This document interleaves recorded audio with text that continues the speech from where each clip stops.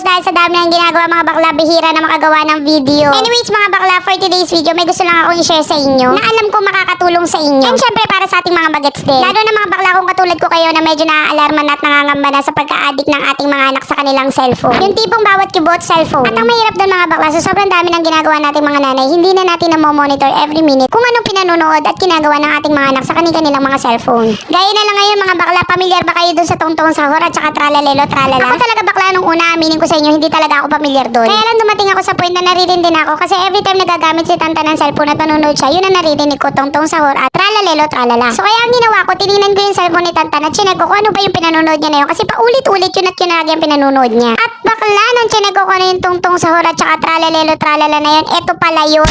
Tingnan yung mga bakla kung gaano ka-abnormal yung mga characters dyan. Puro misleading yung mga characters. Kaya pinagbawalan ko ng mga bakla si Tantang panoorin niya. Kasi kinder pa lang siya at bago pa lang siya natututo. Kaya kung yun ang papanoorin niya, pwede niyang isipin ganyan talaga ang itsura ng mga hayop at prutas. Pero syempre mga bakla, hindi ganun kadaling pigilan ng mga bagets manood. Kaya naman naghanap ako ng paraan mga bakla. At ito na nga, nakahanap ako ng isang application na nakatulong sa akin para pigilan si Tantang manood ng tuntong sahur na yan. At legit mga bakla talaga napigilan niya si Tantang manood ng tuntong sahur. Kaya naman ituturo ko rin sa inyo mga bakla baka sakaling matulungan din kayo. Ito nga mga bakla yung Bible app for kids. So punta muna kayo ng Play Store and then pagkatapos nun search nyo lang yung Bible app for kids. Then open yung mga bakla at gumawa na kayo ng inyong account dyan. Kung mapapansin nyo mga bakla, para siyang normal na isang laro pero ang maganda dito, ang mga laro dito is konektado sa kwento ng ating Biblia. Sa paggawa ng account mga bakla, pwede nyo gamitin ang inyong FB account or Gmail account. Then input nyo lang yung pangalan ng inyong anak na gagamit. Then pili kayo kung anong lingwahe ang gusto nyo, pwedeng English. Ang sa akin kasi pinili ko is Tagalog para mas maintindihan ni Tantan bawat kwento. At after na, ito na nga siya mga bakla. Punta lang kayo dun sa pinakaunang stage. Ayan, pipili lang sila dyan kung gusto nilang basahin o gusto nilang maglaro. Ayan yung mga sample na laro pwede nilang gawin. Tapos kung gusto naman nila makarinig ng kwento mga bakla, pwede nyo munang i-download yung first stage tulad nito.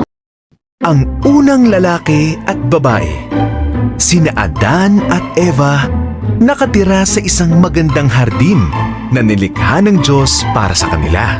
Oh, diba? Ang ganda mga bakla. Sabi ko na sa inyo, malaking tulong talaga to. Dito hindi lang sila malilibang at matututo, magkakaroon pa sila ng connection kay God. Ang maganda pa dito mga bakla, every end of the story, meron silang mga tanong para malaman natin kung talaga nakinig ang mga anak ninyo at naintindihan nila bawat kwento. Kaya naman check na natin mga bakla kung talaga ba nakinig si Tantan at naintindihan niya ang kwentong kanyang pinakinggan. Sino daw yung unang tao? Si Eva tapos si Adam. Si Eva at si Adan. Anong ginawa ni Eva at ni Adan? Kumain po ng bunga. Bakit sila kumain ng bunga? Kasi po hindi man po sinasabi na gusto na kumain ng bunga. Ay, sinong nagpakain sa kanila ng bunga? Yung hahas po. Sino yung ahas? Isang tanas po. Satanas daw, di nagkain sila. Nagkain ba sila ng bunga?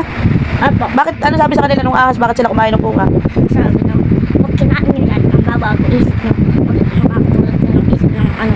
Nino? Ang Diyos. Sabing ganun, di kumain sila. O, bakit silang kumain? Anong nangyari? Ang bago isip po nila. Naisip po nila na nakaulat po sila. Tapos, nung naisip nilang nakahubad sila, dumating ba ang Diyos? Hindi. Ang kain po sila ng ano. Ng dahon. Nagtakip sila ng dahon. Hindi. Ang tahi po. Nagtahi sila ng dahon.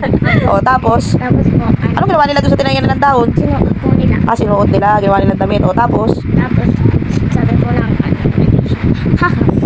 Ikaw ay di. Bababang ka ng sabong kamot andyan. At tatalo sa'yo ang anak ni Eva. tapos, si Adan daw, anong mangyayari kay Adan? Adan. Mahihilaban ka ng ano.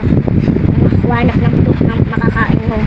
Kung sabing ganun. Ay, kay Eva, Eva, ang panganak mo ay di sasakit. Wow! Ay, sorry naman, nakikinig naman pala ang aming tantan kulit. Kaya ano pa natin yung mga bakla, try nyo na din. Yun lang, thank you, love you, bye!